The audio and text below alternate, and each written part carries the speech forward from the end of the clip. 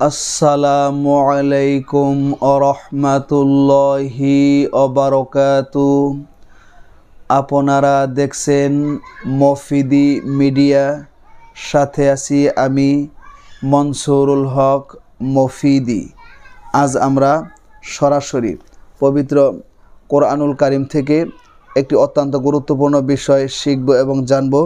সেটি হচ্ছে যে কেউ আপনার কথা মানতে বাধ্য হবে ইনশাআল্লাহ।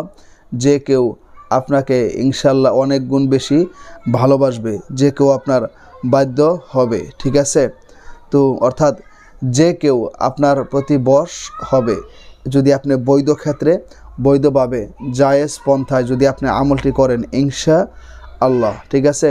এটি সরাসরি কোরআনুল কারিমের কোন সূরার কত নাম্বার আয়াত এবং কিভাবে করবেন, কখন করবেন, সব কিছু আমি আপনাদের মাঝে একদম দিবালোক করে নেয় স্পষ্ট করে দিব এবং কোরআনুল কারিম থেকে আমি একদম আপনাদেরকে বাহির করে এরকমভাবে দেখিয়ে দিব যে এই জায়গা থেকে এই সূরার এত নাম্বার আয়াত এইভাবে পড়বেন। সব কিছু আমি আপনাদেরকে দেখিয়ে দিব, কারণ আপনারা জানেন যে আমি কোরআনের বাহিরে কোনো তদবির করি না। আমি সরাসরি কোরআন থেকে যে কোনো বশীকরণের কাজ বলেন, বা ব্ল্যাক ম্যাজিক কাটার কাজ বলেন, বা যে কোনো, অর্থাৎ আমি তো বিভিন্ন ধরনের তদবির দেশ বিদেশে করে থাকি। ঠিক আছে? কারণ এই লাইনে যখন আমি কাজ করি, আর আমার প্রত্যেকটা কাজ সরাসরি কোরআন থেকে হয়ে থাকে। ঠিক আছে? কোরআনের বাহিরে আমি কোনো কাজ করি না। কারণ হচ্ছে আল্লাহ বলেন, অনুনাজ্জিলু মিনাল কোরআনি মা হুয়া শিফাউ ওয়া রাহমাতুল লিল মুমিনিন। মানব জাতির মানুষের মানব জীবনের যত সমস্যা রয়েছে, সকল সমস্যার সঠিক সমাধান একমাত্র এই 30 পারা কোরআনুল কারিমের মধ্যে আল্লাহ তাআলা রেখে দিয়েছেন। সুতরাং কোরআন থেকে আপনি কোনো বিষয়ের যদি সমাধান নিতে চান, কোরআন থেকে যদি সে কোনো বিষয়ের তদবির যদি গ্রহণ করতে চান, তাহলে আপনি যত তাড়াতাড়ি ভালো ফলাফল পাবেন, বিশ্বের অন্য কোনো জায়গা থেকে আপনি সেই ফলাফল পাওয়ার কখনোই আশা করতে পারেন না। কারণ আপনি অন্য কোনো কিছু দ্বারা কাজ করলে সেটা সত্য এবং মিথ্যা দুইটা হওয়ারই কি রয়েছে, সম্ভাবনা রয়েছে।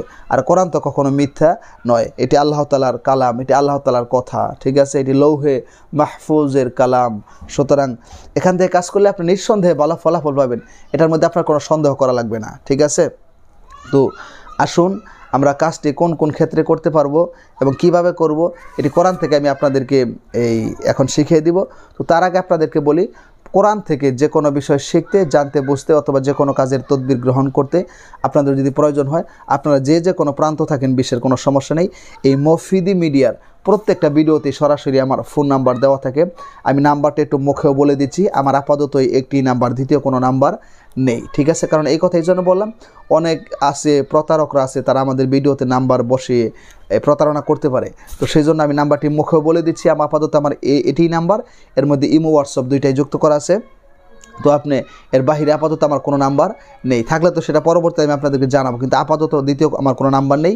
আর আমি কোনো পেজ দিয়েও কথা বলাই না। নাম্বারটা আমি বলছি, আপনারা একটু তুলে রাখেন, মুখস্থ করে রাখেন কিংবা লিখে রাখেন।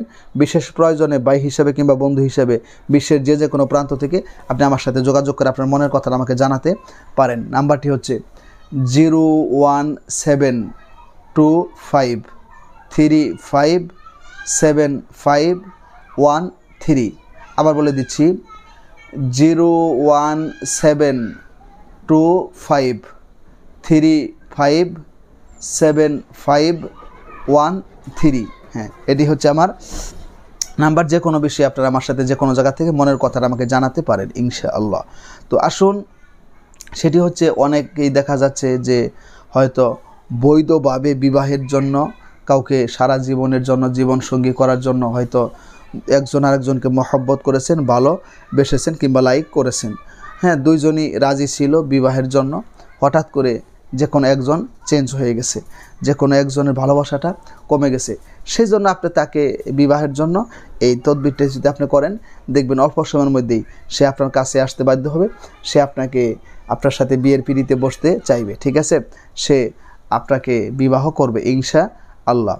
তো অনেক এটি একটি ক্ষেত্র। আরেকটি হচ্ছে যে স্বামী স্ত্রীর মধ্যে আগে মহব্বত ছিল, ভালোবাসা ছিল, এখন দেখা গেছে কি যে কোনো কালবৈশাখী একটা জ্বর এসে বা একটা পরকীয়ার গজব এসে একজন আরেকজনের কাছ থেকে দূরে সরিয়ে নিয়ে গেছে তাকে আপনার কাছে আনার জন্য, অর্থাৎ আপনার বৈধ স্বামীকে আপনার কাছে আনার জন্য, আপনার বৈধ স্ত্রীকে আপনার কাছে নিয়ে আসার জন্য আপনি কোরআন থেকে যদি আমলটি যদি করেন, তাহলে তো কোনো সমস্যা নেই।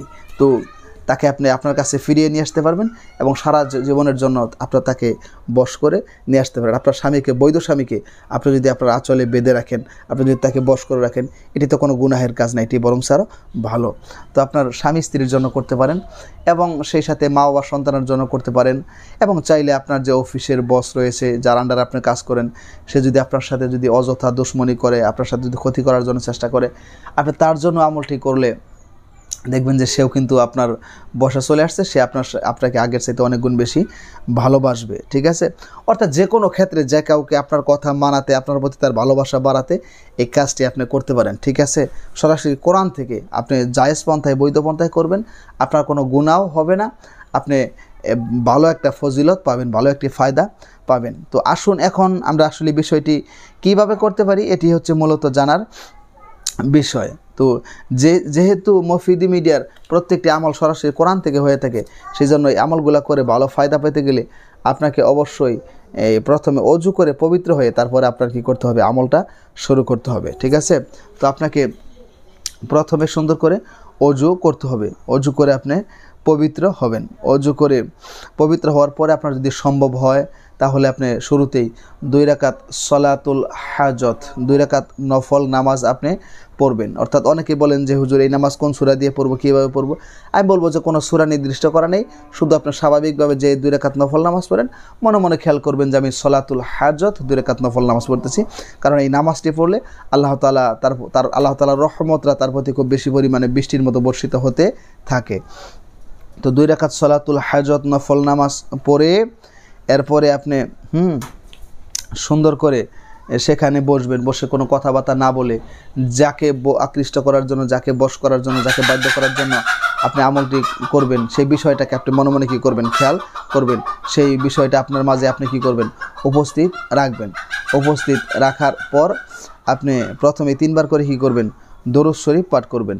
চাইলে নামাজের মধ্যে যে দরুদ পড়েন, দরুদ ইব্রাহিম, সেটিও কিন্তু আপনি কী করতে পারেন, পাঠ করতে পারেন, কোনো সমস্যা নেই। অথবা সবচাইতে যে ছোটো দরুদ রয়েছে, সাল্লাল্লাহু আলাইহি ওয়াসাল্লাম, সাল্লাল্লাহু আলাইহি ওয়াসাল্লাম, সাল্লাল্লাহু আলাইহি ওয়াসাল্লাম, সেটিও কিন্তু আপনি পাঠ করতে পারেন। অথবা অন্য কোনো দরুদ যদি আপনার জানা থাকে সেটিও আপনি পাঠ করতে পারবেন, কোনো সমস্যা নেই। পাঠ করার পরে আপনার কোরআনুল কারিমের মধ্যে একটি সূরা রয়েছে, এই দেখেন আমি আপনাদেরকে বাহির করে দেখিয়ে দিচ্ছি।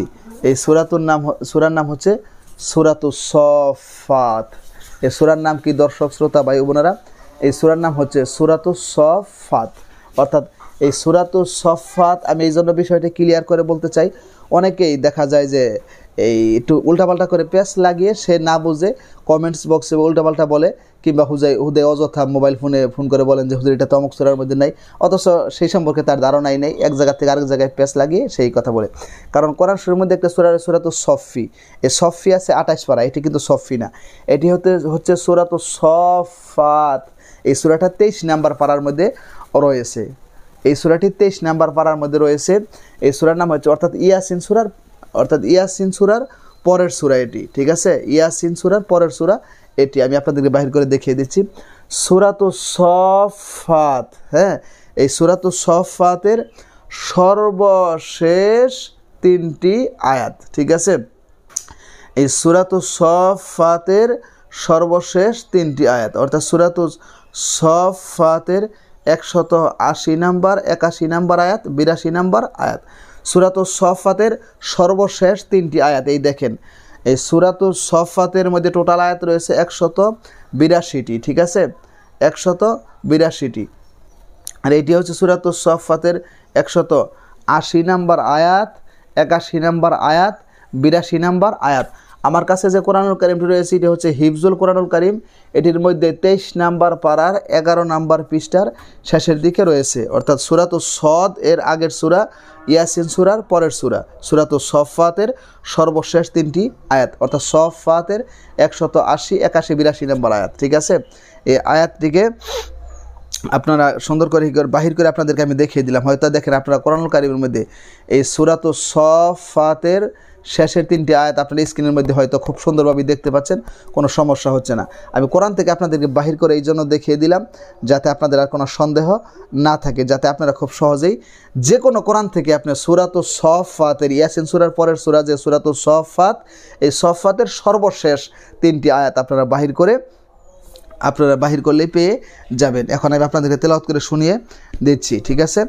আপনি সুন্দর করে 3 বার করে দরুদ শরীফ পাঠ করার পরে এই সূরাতুস সাফফাতের 3টি আয়াত সুন্দর করে আপনারা 21 বার করে কি করবেন, পাঠ করবেন। সুন্দর করে আপনারা 21 বার করে কি করবেন, পাঠ করবেন এইভাবে সুন্দর করে। আউযু বিল্লাহি মিনাশ শাইতানির রাজীম, বিসমিল্লাহির রহমানির রহিম, সুবহানা রাব্বিকা রাব্বিল ইজ্জাতি আম্মা ইয়াসিফুন ওয়া সালামুন আলাল মুরসালিন ওয়ালহামদুলিল্লাহি রাব্বিল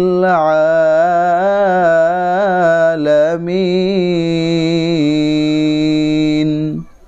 আমি আবার বলে দিচ্ছি, সুবহানা রাব্বিকা রাব্বিল ইজ্জাতি আম্মা ইয়াসিফুন ওয়া সালামুন আলাল মুরসালিন ওয়ালহামদুলিল্লাহি রাব্বিল আলামিন। আপনারা 21 বার করে পাঠ করবেন। 21 বার করে পাঠ করলে আপনার তেমন বেশি সময় লাগবে না। এইভাবে যদি পড়েন, সুবহানা রাব্বিকা রাব্বিল ইজ্জাতি আম্মা ইয়াসিফুন ওয়া সালামুন আলাল মুরসালিন ওয়ালহামদুলিল্লাহি রাব্বিল আলামিন, সুবহানা রাব্বিকা রাব্বিল ইজ্জাতি আম্মা ইয়াসিফুন ওয়া সালামুন আলাল মুরসালিন ওয়ালহামদুলিল্লাহি রাব্বিল